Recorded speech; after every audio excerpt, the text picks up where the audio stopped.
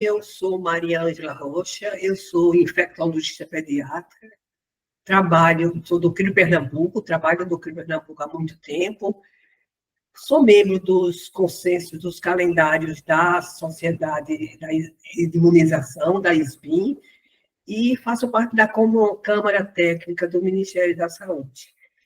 Então, hoje eu vou falar sobre conceitos básicos da imunização. Eu sei que é um assunto que muita gente já tem um conhecimento, conhece várias coisas, já tem uma prática, mas a gente vai lembrar algumas coisas que, para a gente realmente não esquecer e ser fundamental quando a gente estiver tomando algumas decisões de vacina. Meus conflitos de interesse, que eu não tenho, eu sempre dou aulas falando sobre os CRIs, sempre uma ligação com o Ministério da Saúde.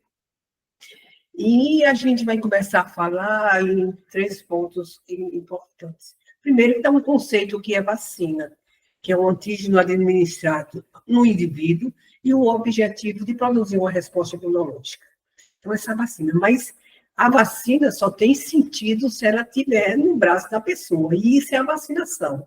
É o ato de administrar o imunobiológico para a proteção da doença. Então, a aplicação, vacina guardada não tem finalidade nenhuma, tem que chegar no braço do paciente. E o nosso objetivo com isso tudo é que o paciente adquira uma imunidade para aquele antígeno, aquele patógeno que a gente está imunizando. Então, se ele não conseguir fazer a imunidade dele não tiver formação de anticorpos, então a finalidade da vacinação não foi alcançada. E, para isso, a gente tem que ter um cuidado bem importante, seguir calendários, a sequência do calendário. Então, numa vacinação, num esquema que tem 3 doses, se você der uma dose só, ou 2 doses, e não completar esquema, teoricamente, esse paciente não está imunizado, a gente não tem segurança. Então, seguir os esquemas preconizados, que são os melhores para ter a melhor resposta do indivíduo, então isso é bem importante, vamos sempre lembrar disso. E a gente tem 2 tipos de imunização, a imunização ativa e a imunização passiva. A imunização ativa ocorre quando o próprio organismo produz anticorpos e entra em contato com aquele antígeno e produz anticorpos. Então, teve uma ação ativa do sistema imunológico e pode ser adquirida de 2 maneiras. Uma infecção natural, que você tem contato com o antígeno e faz proteção para ele, mesmo que você não tenha uma expressão clínica ou mais grave da doença, mas você faz uma imunidade, ou através da vacinação. A vacinação é uma maneira mais segura de se ter uma resposta boa de anticorpo e que tem uma longa duração, que é isso que a gente quer. Normalmente, a imunização ativa tem uma duração a longo prazo, mas também isso depende muito do antígeno que a gente está utilizando. Tem antígenos que dão respostas bem mais prolongadas, mais altas, e tem antígenos que dão mais limitação, que não faz aquele efeito pôster, como a gente chama, quando os anticorpos caem, tem contato novamente com o antígeno subir. Mas, de qualquer forma, a imunização ativa é realmente de duradoura. Já a imunização passiva é uma proteção temporária, e a gente tem que ficar muito atenta em relação a isso, porque a gente já dá a administração dos anticorpos prontos. E tem 2 maneiras de fazer isso. É a natural, é através da transferência materna via placentária, que a mãe transfere para o feto dela a IgG, e também pelo leite materno, que aí é as custas mais de IgA, certo? E isso vocês lembrem que a gente faz vacina, como faz a DTPA, na gestante, exatamente para a mãe passar anticorpos para o recém-nascido dela, para ele fazer a proteção contra pertúrcios. Então, isso é uma coisa que a gente utiliza. E a artificial é administrar anticorpos através do plasma humano, que é uma imunização homóloga, certo? Que a gente chama imunoglobulina, e através de soro de animal, e geralmente a gente utiliza equinos, que é heteróloga. Então, toda vez que geralmente a gente fala imunoglobulina, na maioria das vezes até a gente está se referindo à homóloga, que é de plasma humano. E quando a gente diz soro, geralmente é heterólogo. Mas todos dois, têm a finalidade de dar anticorpos prontos para que proteja aquele paciente durante determinado período. E aí é bem importante eu falar, me deter um pouquinho em relação a essa relação vacina e imunoglobulina. Como eu falei já, a duração da vacina é uma duração mais longa, né? Depende, como eu já falei, do patógeno, do antígeno que a gente está utilizando. Mas a imunoglobulina já é transitória e a gente vai falar que período esse tempo de transição que a gente fica protegido.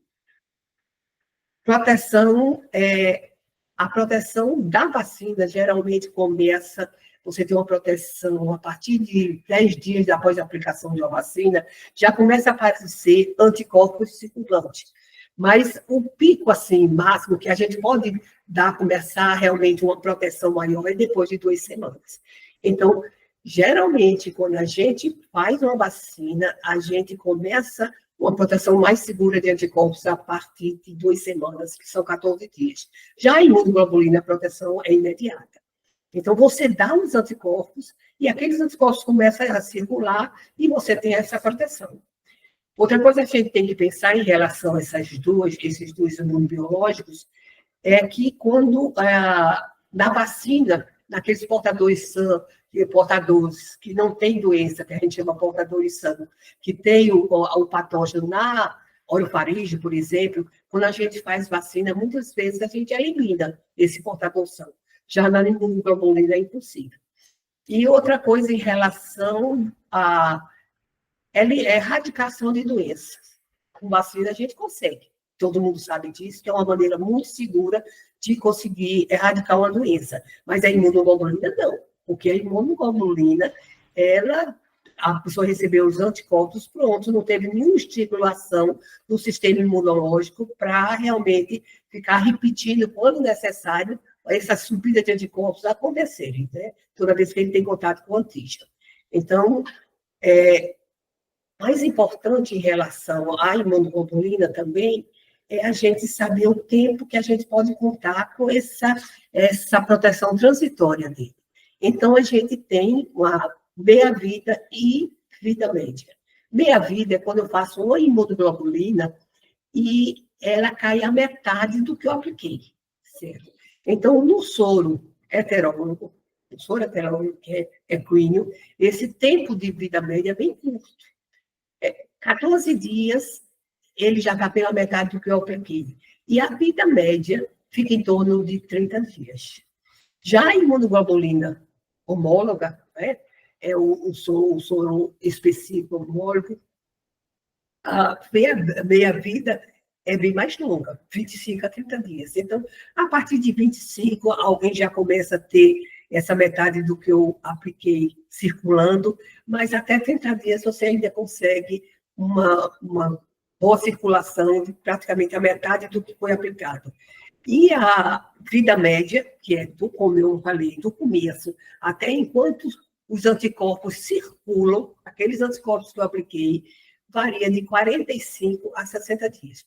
Então, a partir de 45, esse anticorpo já diminui muito, e a gente tem uma preocupação, quando a gente trabalha com imunodeprimido, que a partir de 45 dias, quando ele está 45, 50 dias, que ele tem um novo contato com aquele patógeno, muitas vezes, por exemplo, varicela, voltou a ter um contato com a pessoa que está doente de varicela, muitas vezes a gente tem que refazer a imunoglobulina, a aplicação, antes dos 60 dias.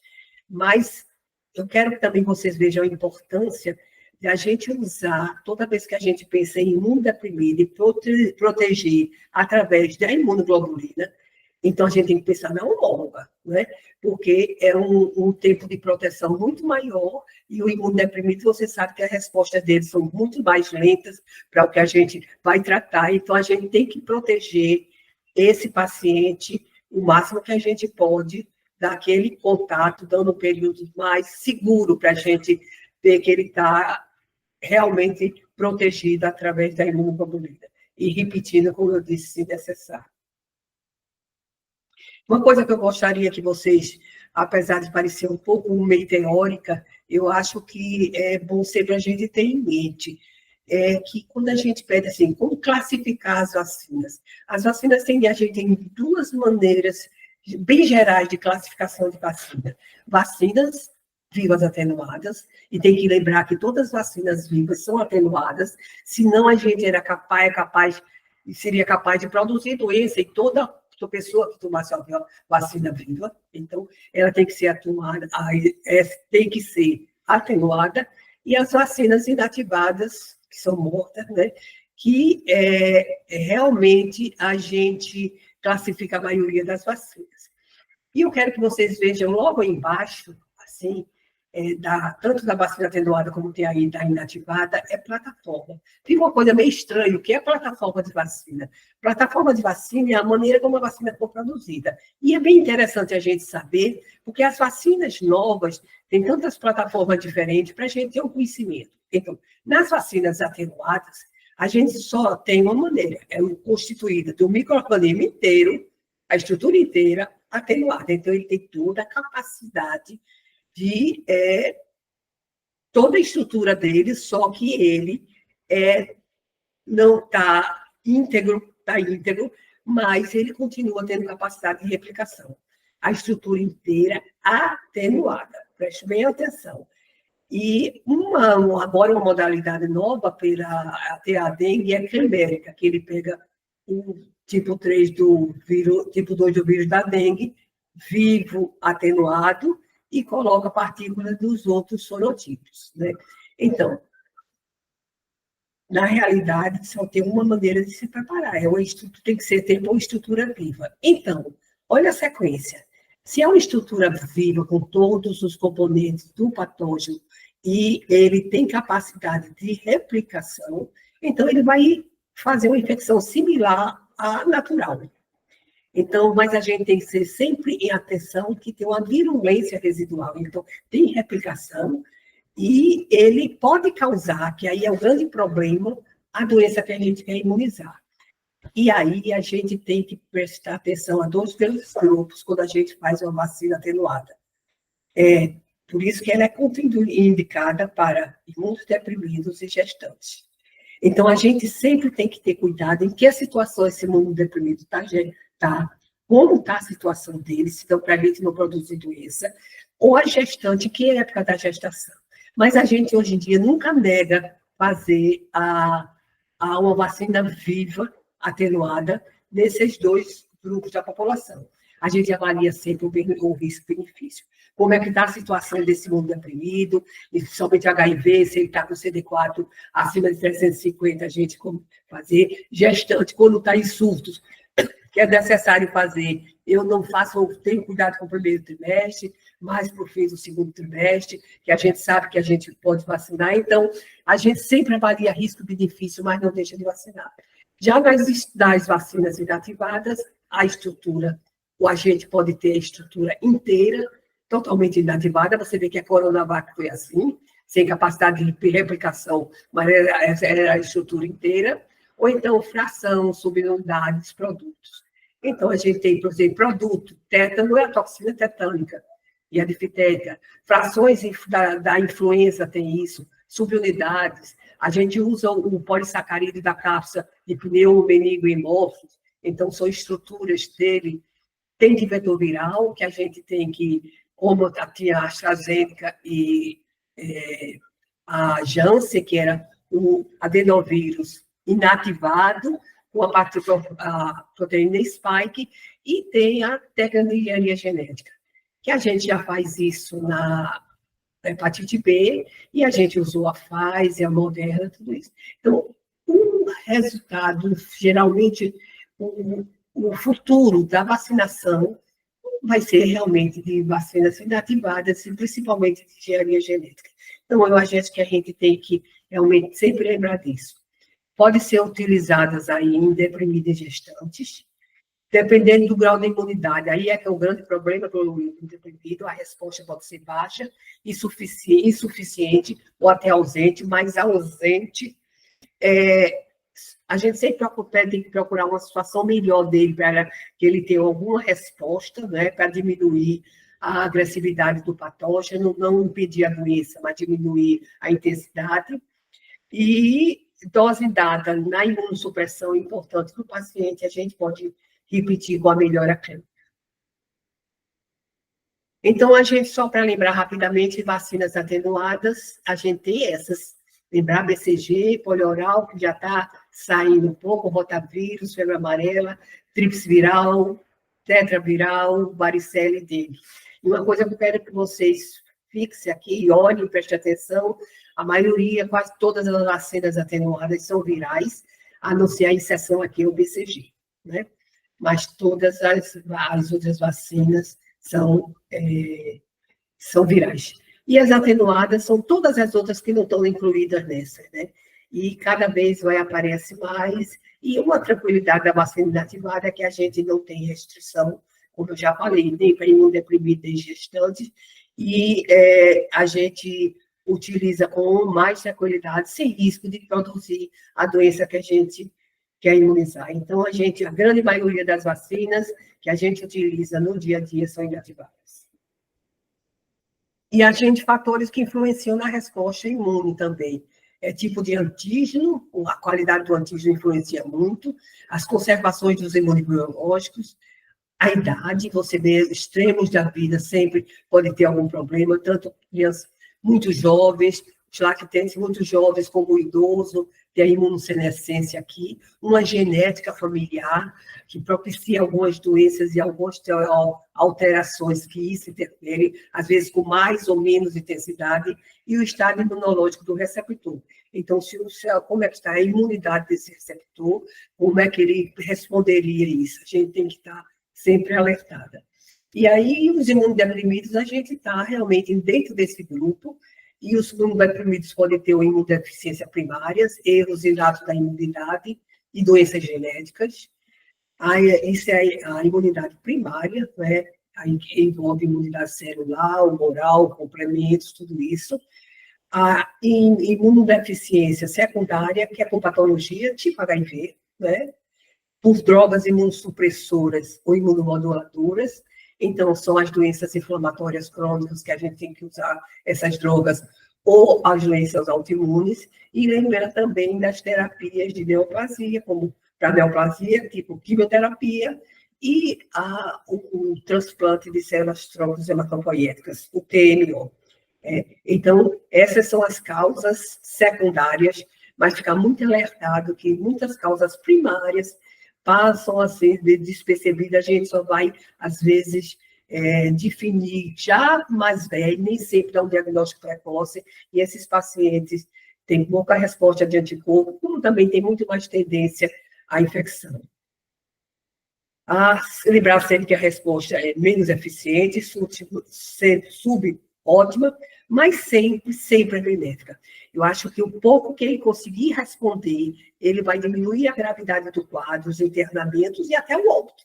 Então, sempre, se for uma vacina inativada, a gente pode fazer nesses pacientes. A atenuada, a gente tem que ter os cuidados, como eu já falei. E lembrar também que esses pacientes, por essa dificuldade de resposta imunológica, ele tem que ter um esquema, às vezes, especiais. Então, a gente dentro do Ministério tem, nos manuais do CRI tem dizendo isso bem direitinho, que precisa, às vezes, maior número de doses e concentração. Então, quem trabalha com imunodeprimido, que vai fazer isso, que vai trabalhar no CRI, tem cuidados com os esquemas especiais que fogem um pouco o esquema clássico, mas só em relação a doses e concentração. Outra coisa importante são os intervalos entre as doses. Eu fico, assim, às vezes, muito preocupada, porque a gente sabe que, eu botei esse quadro aqui para vocês verem, que a gente tem, sempre que é possível, seguir os esquemas, os intervalos entre as doses recomendadas. Mas, por exemplo, a gente vê aqui, nesse quadro, eu não vou dizer tudo, mas você vê a doença rotavírus. Então, a vacina rotavírus. Se você tem um espaço, pode ter um intervalo entre a primeira e segunda dose de 60 dias, mas o paciente tem dificuldade de chega um pouco cedo, no serviço e vai embora, mora longe, você pode encurtar para 30 dias esse intervalo. A mesma coisa como a pentavalente, a pneumo, meningo, que você tem esses de 2 meses os intervalos e você pode fazer o mínimo de 30 dias. Então, mas a gente tem que estar assim, alertada, rotineiramente, a gente deve seguir os intervalos normais, para não ter confusão na ponta. Mas nunca deixar de fazer um paciente porque ele não está podendo fazer no intervalo mínimo. Então, eu digo isso muito lá no CRI, porque a gente tem que, às vezes, não, ele tem que voltar daqui a 15 dias, porque só tem 1 mês e meio, 2. Então, a gente sabe, são 2 meses, então a gente sabe que pode vacinar. Então, mais uma coisa, a gente também tem que ficar alertada, doses administradas até 4 dias antes do intervalo mínimo, olha, já estou falando do intervalo mínimo. Se há uma vacina vai de 60 dias entre uma dose e outra, eu estou com 30 dias, no máximo eu posso fazer com 4 dias antes do intervalo mínimo, ainda tem essa chance. Mas qualquer coisa, se passar de mais de 4 dias, tipo 5 dias, essa dose, se foi feita, tem que ser repetida. Porque a gente não tem segurança que o sistema imunológico da gente vai reconhecer só uma única dose. Ele ainda está no pico alto de reconhecimento, e aí pode não contar com 2 doses, e a gente tem que repetir. Então, preste atenção a isso, mas eu quero aqui, assim, reforçar, nunca deixe de oferecer uma vacina por um intervalo que não está no intervalo programado, mas tem os intervalos mínimos que a gente pode utilizar. E doses recebidas anteriormente também é muito importante, devem ser sempre computadas. Tomou uma dose, chega para mim, para terceira e quarta, mas já chega bem tempo depois, eu não vou perder aquela dose que foi feita. Eu dou sempre uma sequência. Então, e completo sempre o esquema quanto necessário. Né? Então, doses dadas, a não ser que a gente tem que avaliar bem quando a situação for no indeprimento. O agendamento de vacinas é outra coisa que eu gostaria de falar, porque, de uma regra geral, todas as vacinas recomendadas rotineiramente podem ser aplicadas no mesmo dia. Mas a gente tem exceções. Vacinas vivas atenuadas de febre, tríplice viral e febre amarela, a gente não deve administrar juntas em pacientes menores de 2 anos. Quando tiver que diminuir o intervalo, geralmente 30 dias, mas com intervalo mínimo de 15 dias, porque há interferência da resposta da imunidade, quando a gente faz junta. Mas isso só crianças menores de 2 anos, certo?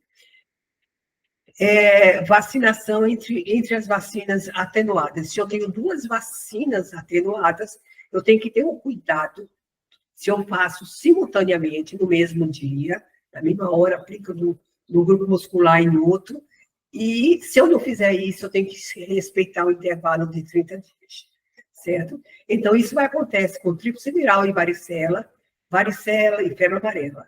Então, a gente tem sempre que estar alertado para isso. Já as vacinas pneumocócicas, a gente tem pneumocócicas conjugadas e polissacarídicas. Se eu dou o paciente recebeu, eu dou uma vacina, pneumo 13, para ele fazer uma polissacarídica, eu posso fazer um intervalo de 8 dias. 8 dias, não. Fazer um intervalo de 8 semanas, certo? Então, faz pneumo 13, 2 meses depois, eu posso fazer o pneumo de 23. Vou fazer a segunda pneumo 23, 5 anos. Mas eu estou falando nessa relação direta entre uma conjugada e uma polissacarídica. Se eu faço a polissacarídica 23, logo, e teve muita gente que antigamente no CRI só tinha tomado a 23, eu posso oferecer depois uma vacina conjugada, que seria uma vacina 13, mas aí o intervalo é 1 ano. Se eu fizer uma vacina conjugada com intervalos mais curtos, a resposta da vacina conjugada não vai ser muito boa. Então, lembrar sempre, uma conjugada pode 2 meses para fazer uma polissacarídica, e se fizer uma polissacarídica, 2 meses para uma conjugada. Ou, desculpa, minha gente, se fizer uma polissacarídica, tem 1 ano para fazer uma conjugada. Então, tem bem aqui, que às vezes a gente falando termina confundindo, mas ficar bem, lembrar bem disso. A imunoglobulina de vacinas também, imunoglobulinas, podem interferir, que a gente aí tem essa importância, porque pode interferir na, na resposta imunológica de uma vacina atenuada, sendo necessário respeitar intervalos para ela. Mas isso é em relação, se eu tenho uma imunoglobulina de vacina, se eu tenho uma imunoglobulina que foi administrada antes do período recomendado, após o paciente ter tomado uma vacina atenuada, essa vacina deve ser repetida, reaplicada, após passar o período imune. Por quê? Se eu der, principalmente no caso, varicela e a imunoglobulina específica da varicela. Varicela é uma vacina viva. Se eu dou a vacina viva, eu faço a imunoglobulina, até independente de fazer em grupos musculares diferentes, essa imunoglobulina específica, ela vai bloquear aquela necessidade que a vacina viva tem de ter uma multiplicação local para dar uma melhor resposta de anticorpo. Então, a gente inibe essa resposta de anticorpo. Então, se fizer isso, normalmente os intervalos entre vacina e imunoglobulinas ficam em torno de 3 meses. Na varicela, toda a literatura respalda a gente dar um tempo maior e eles colocam 5 meses, no mínimo 3 meses, mas o ideal exatamente para varicela e imunoglobulina específica, contra a varicela de 5 meses. E já simultânea, a gente pode fazer imunoglobulinas específicas, pode ser simultaneamente com vacinas inativadas. Preste atenção aí que está em vermelho, inativadas. Porque, na realidade, a vacina inativada não tem aquela necessidade de replicação para chegar no ponto de estimular melhor anticorpos. Mas a gente tem que fazer só aqui em locais diferentes. E isso é o que a gente usa comumente na prática, e todo mundo vai se lembrar. O tétano, a gente faz de um lado a vacina tetânica, do outro a imunoglobulina, a raiva também, de um lado do grupo muscular e do outro, e a hepatite. Então, só vacinas atenuadas, vacinas vivas, que não pode fazer ao mesmo tempo da imunoglobulina, tem que respeitar o intervalo da imunoglobulina ser eliminada para aplicar a vacina. Mas as inativadas, só respeitar grupos musculares diferentes. Condição que exige uma imunização prévia, e aí a gente, em relação às situações de imunossupressão, eu quero também frisar transplante de órgãos sólidos, lembrar que é órgãos sólidos, eu não estou falando de transplante de células troncos hematopoéticas, transplante de órgãos sólidos, quimioterapia, esplenomegalia eletiva, certo? Aquela que é programada, e uso de drogas imunossupressoras em doenças inflamatórias e autoimunes.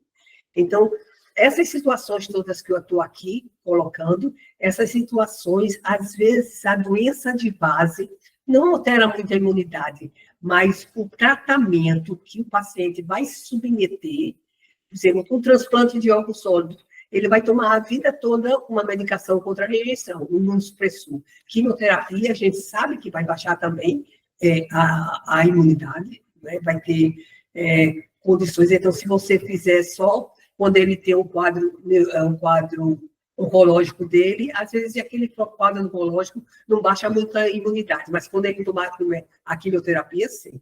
A esplenectomia, né? Se é eletiva, a gente tem que fazer antes de que tirar esse vaso, e a utilização de drogas. A gente recebe muito das doenças inflamatórias e autoimunes para os médicos mandarem para a gente começar o esquema de vacinação antes dele começar as drogas imunossupressoras. Então, quando a gente vai pensar isso para fazer antes vacinas inativadas, a aplicação pode ser 2 semanas antes da imunossupressão. Mas quando a gente pensa em vacinas atenuadas vivas, a aplicação tem que ser pelo menos 4 semanas, 1 mês, né, antes da imunossupressão. Certo? Às vezes a gente não consegue fazer o esquema completo, mas a gente começa. Pelo menos as primeiras doses já começa a dar uma resposta, e aí a gente faz uma proteção melhor para esses pacientes. O objetivo é fazer uma resposta boa enquanto ele não está com a situação imunológica mais importante, né? E então reduzir mais precocemente quando ele tiver com a imunidade mais baixa pelo tratamento, que às vezes é duradouro, ele às vezes vai fazer uma droga imunossupressora a vida toda, ele já está mais protegido para o risco de infecções mais graves. Então, esse cuidado a gente deve ter sempre bem alertado. Isso vai trazer um benefício para o paciente e até salvar vidas, se ele tiver uma situação, o anticorpo já formado antes da imunossupressão. E aí eu vou ter que ir concluindo fazendo o objetivo desse aprendizado aqui. Apesar da gente ter muitas coisas para se falar, eu tentei falar das coisas básicas, espero que tenha, assim, sido interessante para vocês, mas a finalidade daqui é compreender os conceitos básicos sobre imunização e a sua importância, avaliar a resposta imune e os fatores que influenciam isso, né, que vão influenciar na resposta imune, estabelecer os intervalos adequados entre vacinas e imunoglobulinas. Eu falei bem, para a imunoglobulina